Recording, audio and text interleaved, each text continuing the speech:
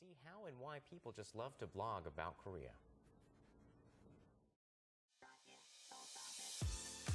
Through the official English blog set up by the Korean Culture Information Service, a number of foreign bloggers are introducing Korea to the world.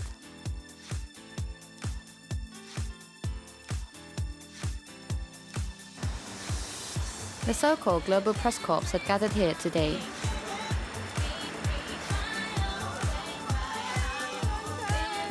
They are the honorary ambassadors for Korea.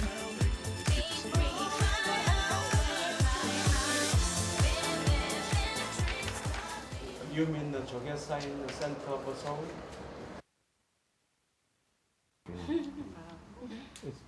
평소 한국 문화에 대해서 애정과 관심을 갖고 계신 분들 중에서 개인 블로그를 운영하는 분들을 선발해서 외국인의 관점에서 우리나라의 다양한 관심사, 정보를 갖고 글을 쓴다는 이 블로그 등의 소셜 미디어를 통한 온라인 홍보 활동을 적극적으로 강화해 나갈 계획입니다. Built during the Joseon Dynasty, Garosu Palace was last lived in by King Gojong of the Korean Empire.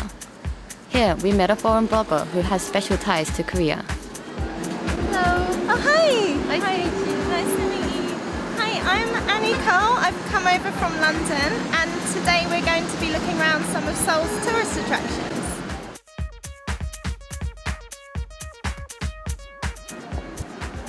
Currently promoting Korea in her home country, she is here to better understand the Korean culture. As a Cheonggung, a royal residence of the Korean Empire, Garosu Palace boasts a harmony between the Korean and Western architecture style. This is the first place Annie Maria has sought to experience Korea's culture firsthand. She is busy recording the beautiful scenery in the palace. It was 3 years ago when she first met Korea. I first came to Korea in 2008. Almost as soon as I arrived here in Korea, I fell in love with the place, and I've been wanting to come back ever since. Back at home, she began to record her life in Korea online. Once I got back to London, I started to crave Korean culture, so I started recording it in the form of a blog. It's called Kimchi Seoul, and it focuses on Korean things in London, such as Korean restaurants. There's a Koreatown in New Malden, but it also looks at Korea itself, and I look back at my time in Korea. As a blogger, she began to yearn for more knowledge about Korea and its culture. This was not used every day, you know. This It is was for not special the everyday space. Oh, wow. That era, and then like when we actually built This palace has been through a lot over the years, since the Japanese War, the Japanese occupation of Korea. Actually, only 10% of the original buildings are still here, which is really interesting because to me it looks like there's a lot of buildings here, but obviously a lot's been lost along the way. like there was a time that the Emperor Gojong. She is taking meticulous notes, trying to get every detail down. That's so interesting. Her wish is that Korea's traditional culture will become well known in the world, just like K-pop.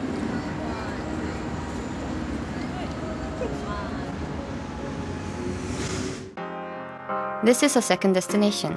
Okay, so now we've come from Garosu Palace to the National Museum of Korea, and we're going to spend some time looking around the exhibitions here.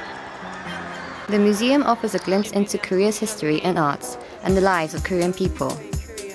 There are so many things to see, from everyday objects to fabulous court artifacts. Because Korea is so far from her own country, it's difficult for Annie to see these records of Korea's history and culture, despite her keen interest in them. This experience makes her short stay in Korea even more meaningful. There are two types of restoration.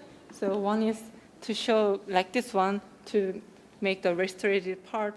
It feels really great. It allows me to relate what I know about modern Korean culture and Korea today.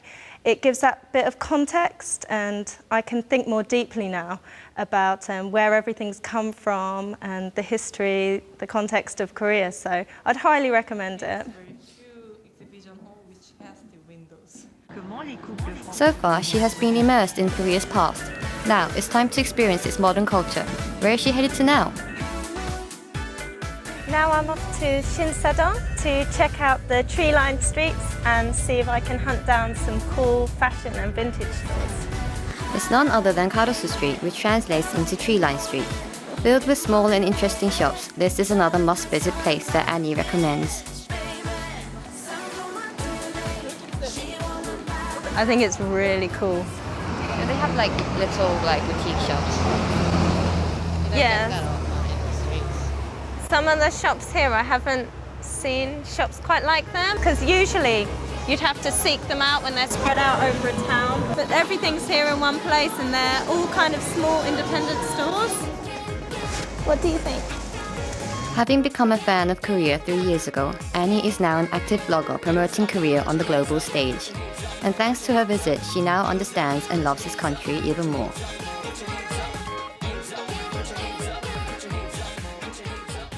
So I've had an awesome time at the tree-lined streets today. It has a completely different atmosphere to the rest of Seoul.